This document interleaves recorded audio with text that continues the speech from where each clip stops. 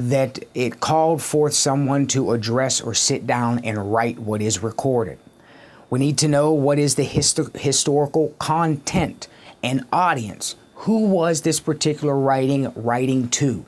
If we look even to the Gospels, we know that throughout all four of the Gospels, that each one of the Gospel writers had a different audience in mind when they sat down to write. So we look at, why does one Gospel writer give a long length of genealogy while the other just jumps right into Jesus being baptized, and so on. And these are not variances that deal with one writer not knowing the information. It has to do with each Gospel writer had a different audience in mind and in focus that they were addressing their particular Gospel to. Such is the case with all of the prophets and the historical books and so on, that each writer was writing to a particular issue, a particular time, and a particular people. And we have to be aware of what that was in order to bring and move that particular context into our own context and see where and how it fits into the world that we live in right now. We also want to, again, look at and ask the question of, what type of writing is it? Is it prophecy? Is it history? Is it law? Is it poetry? Is it a narrative? We want to ask the questions of who wrote it. Who is the author of this particular passage or this particular book that we are dealing with?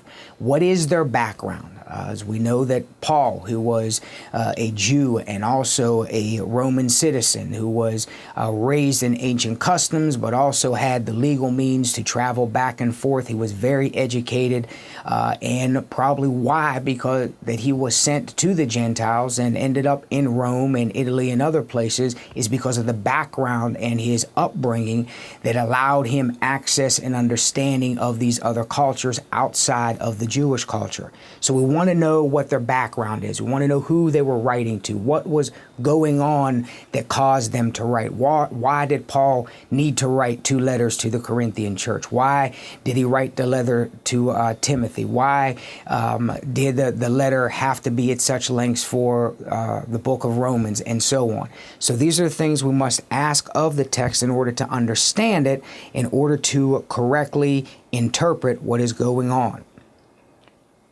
Now I want to shift to what I call Craddock's 7 steps, or he calls himself, of how we approach the text at hand. Having all of this information that we've talked about thus far as background information, questions that we are going to ask, and this begins our mind understanding or getting a glimpse of a bigger picture of where this passage fits in. Now we get down to the aspects of digging into the passage, reading it, studying it, and again, exegeting or drawing out of it. First, Craddock suggests to us that his first step is the selection of a text. Now, of course, there are many ways to select a text for any particular given Sunday. There are some denominations that will follow a liturgical plan. There are others that the preacher or the pastor will randomly select from week to week what a particular passage will be in that subject matter.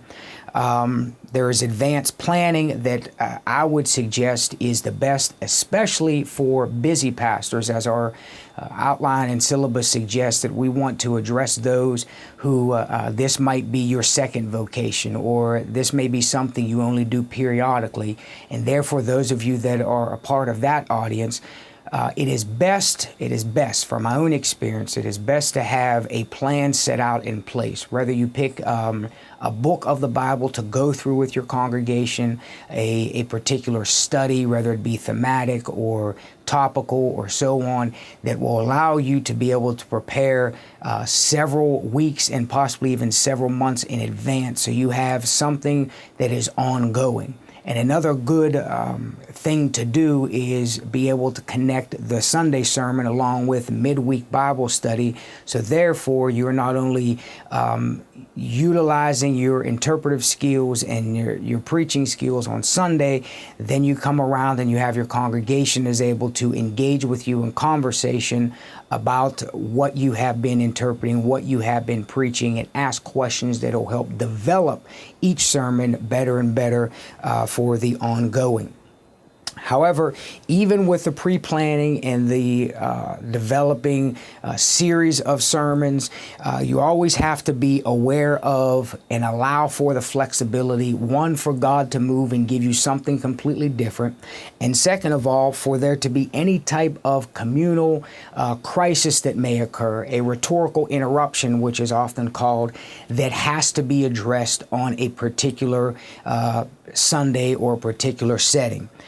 You have to know that if something catastrophic happens when you stand on Sunday, that your congregation expects to hear you address that situation, expects to hear that there is a word from the Lord about what has happened. So in some way, shape, or form, you may have to adjust what you have pre-planned in order to fit those types of things in. Okay, after we've selected a text, the second thing that Craddock suggests to us is that we do a first reading of the text. And the first reading is just being open, that we read it, that we listen, that we open our mind just to get a cursory understanding of what this particular passage is. We don't try to start with picturing someone in our congregation or someone that we may have visited at the hospital recently. We don't try to see if this fixes any of our problems or issues or struggles. We just want to read it for what it is. Just read through the text. Read also not only the particular passage that you may have selected to preach from, but read in its full context, meaning that just where the chapter and the verse begins, and if you have or are using a study Bible, and often the NIV translation does this, it gives you subheadings throughout particular books of the Bible. Those subheadings are not always necessarily where you need to start reading and where you need to end to get the full context of a particular issue or story or situation that you need to address, or this passage actually addresses. We have to understand that in the original language, there were no chapters, there were no verses, there was just writing.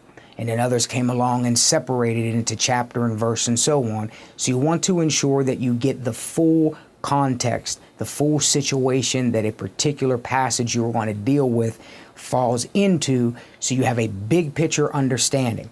A lot of times not doing this can lead to misinterpretations and misunderstandings, as well as taking things out of context because they've never been placed in the right context. And another point to understand at this first step of reading is do not, and one more time, do not start with the study Bibles and the commentaries.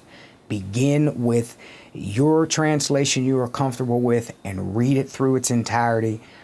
Set it aside and just meditate on it. Allow it to saturate and allow the ideas to come. Third step in Craddock's method is establishing the text. And by establishing the text, we go to it to check for variant words or phrases where there is differences. And by that I mean in some of the footnotes of Bibles, there will be certain things that let you know or let us know that certain passages may have been omitted from original transcripts, or there may be differences between say the Septuagint or the Dead Sea Scrolls or other early manuscripts where there are variances between some of those, and the footnotes will let you know this. A good example is that in John 7:53 through 8:11, there is a footnote in most translations that says most ancient authorities omit 7:53 to 8:11. And this, if you don't know, is a story of the woman that's caught in adultery. So there is a variance there, so we need to do a little research and digging as to why some of the older manuscripts do not have this story. Another issue we'll find is across the Gospels, not all of the stories occur in the same order or give the same amount of details. There was one of particular that I've even been questioned about before, that in Mark 9 is the story of Jesus coming down off of the Mount of Transfiguration and coming to the crowd and finding the man that has the son that has been possessed by a demon, and the disciples can't cast the demon out. Jesus makes his remarks and asks how long the boy has been like this, and the father replies, since his birth. And Jesus makes the statement of, and depending upon the translation that you read it from, how much longer do I have to put up with you of little faith? And the man responds, increase my faith. He casts out the demon, and then something happens in Mark that doesn't occur in the other Gospels. There is an extra phrase that the disciples later pulled Jesus aside and asked him why we couldn't cast it out, and the response is, this kind can only come out by prayer and fasting. The other gospel writers don't include this particular excerpt, so again, that is one of those variances that we have to study, find out some background. Why did this occur? Is this something that is very important, or it is something that it is not that important and we should include it or not include it in our various interpretations? The fourth step of Craddock's method is determining the parameters of a text. Again, this goes back to what I mentioned earlier about finding the right context for the passage. Where does the story begin and end? Not at the chapter and the verse, but find where does it start, what leads into it, what was going on before it, what happens after it, how is it situated in the unfolding of the revelation of God's working with his people. Remember that, again, as we've mentioned, that the chapter and verses were added in. They were not a part when the scribes and others sat down to write what we have now as our Bible. Fifth, setting the text in its several contexts, related again to the questions that we raised earlier on occasion and purpose. Now this is the point where you consult your study Bibles, your commentaries and lexicons, and any other aids that you feel comfortable in using in your sermon preparation. It is here that you want to, again, pinpoint the actual historic context, the literary context, and of course, the theological context. Research the theology of the writer and the audience that's being addressed. Were they Jews? Were they Gentiles? What is their background? What do they believe about God? And just because their story appears in the Bible, don't take it for granted that even the earliest Christians were of the same theology. There were a lot of other influences, just like there are influences on today's Christians. There were influences on the first Christians. They had, especially being in the Middle East, and if they were in the larger cities, then they were often encountered by people of different and varying degrees of religious beliefs and other things that influenced their own understanding of what they claim to believe as a particular religious focus. So we have to understand the theology of the audience, of the writer, and of that given particular moment. What was most important? If we were to suggest that in our modern day and time that secularism and materialism are some of those idolatrous things that are prominent within society, then the way that we preach and the language that we use to address those dominant forces in society today is similar to what was going on in the context of each of the biblical writers, that there was something dominant in a particular society that they were addressing, that they were getting at because it was underlying, and it's not always clear from the first read. So this is where you your other study aids come in to help be able to gain some more insight and understanding. And then now that we've done all of that, and we still haven't started writing yet, we're still studying, we have to, as Craddock's sixth step suggests, be aware of one's own point of contact with the text. This suggests two things. One, at what level is the text being engaged, or is the text being read or understood? And by that, in short, what Craddock is suggesting is that if we are working with New Testament passages and even working with some of Jesus's teaching, we have to bear in mind that, say, for instance, Paul and his teaching on Old Testament law, that he is a second level of engagement. meaning that Paul uses a particular Old Testament passage to address a New Testament or different historical situation, and therefore he is interpreting something from the Old Testament for the New, and then now we are interpreting what he has written in the New, which is connected to the Old. So there are several levels there. So it's suggested that if we read Paul, to make sure that you go back, check the footnotes. What is it that Paul was getting at? When we read Jesus' encounters with the Pharisees and his teachings, we want to check the footnotes and the quotes. What psalm is he reciting? What law is he reciting? What prophet is he commenting on, so that we gain a bigger picture or a deeper understanding of the level of engagement that we are dealing with. The second thing that this is discussing is, at what point do you as the preacher, do you as the theologian, do you as the interpreter engage this text? When you read it, and now that you've studied it, what does it conjure up for you? What ideas come to mind? What things are sparked within you? What kind of triggers or flashbacks do you have about yourself and your engagement with it? Do you agree with it? Do you have questions about it? Are there certain things that arise that you disagree, that you struggle with?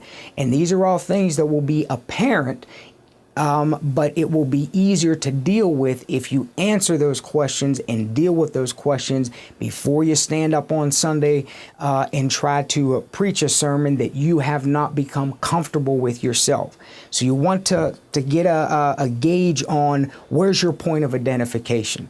Is it something that you've already experienced? Is it something that you need to experience or need to change? Is it something that you are willing to let God work in you? Because if it is not, these are the types of sermons that it might not be time to preach those yet.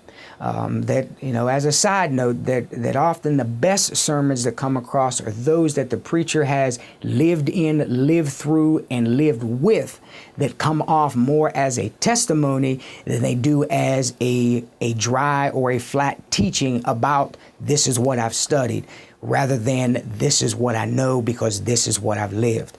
And this also is what we mean by that issue of pragmatic theology, which we will discuss more as we continue with the lectures. Now, I want to just mention a few pitfalls and pointers in relation to these whole aspects of exegesis. First of all, a text cannot mean what it never meant. And that should be in bold letters and written and shouted, that a text cannot mean what it never meant. That would be the exact opposite of exegesis, and that would be eisegeting it, meaning that you're trying to add something or stretch it to mean something that it never could have possibly meant. Again, as I mentioned already several times, don't start with the study Bible or the commentary. Third, don't use another preacher's sermon. Don't use someone else's outline of a text. Someone else's outline is someone else's struggling and studying, and may not be what your particular audience needs or you need out of a particular passage. And also, don't assume that your previous understanding is correct. Always read the same passages with a fresh set of eyes and ears and your heart open to hear what this particular passage speaks to you. Your previous interpretation or previous understanding, because we are feeble humans, could be completely wrong and needs to be, completely revamped. There have been times I've even stood before a congregation and let them know that I was wrong about this particular passage or what this actually meant, and then being able to confess that and move forward. And here are some pointers. Struggle with the text for what the Spirit reveals to you for you. Consult the Bible studies, the commentaries, the lexicons for consistency with your own exegetical work. Write your notes, write down your thoughts, do a lot of brainstorming, and then when you've done all of that and feel that you can't do any more, then go to the commentaries and see what others have said to see if you've come within the same parameters of what a particular passage means, the historical context, the people involved, and so on. Use a lexicon and or a Bible dictionary where there are variances in language translations. So if you have a great difference between, say, the NIV and the New King James Version, then go to a Bible dictionary and find out why particular words were used or why they have been suggested for use. Look for points of intersection of the text and God's working in your current context. And this is the big issue of hermeneutics, which we will take up at the very beginning of lecture number 4. But hermeneutics is an overall interpretation where we're going to make this work that we've done. How do we move it from just being words on a page and our ideas and thoughts and outlines and move it into sermon format so that it may, quote unquote, preach to a people in a particular place of particular traditions and so on and so forth. So we want to look for those intersections of that. During our study, we also want to be looking at what's going on around us, what's going on in the life of the community where this particular passage is meant to speak to that particular point of intersection. And finally, and most importantly, we want to cover all of it with prayer. None of this comes about in isolation. These aspects and these teachings and the steps that we have given and are in not only the main resource of Moyd's book of The Sacred Art of Preaching, but the other listed resources as well.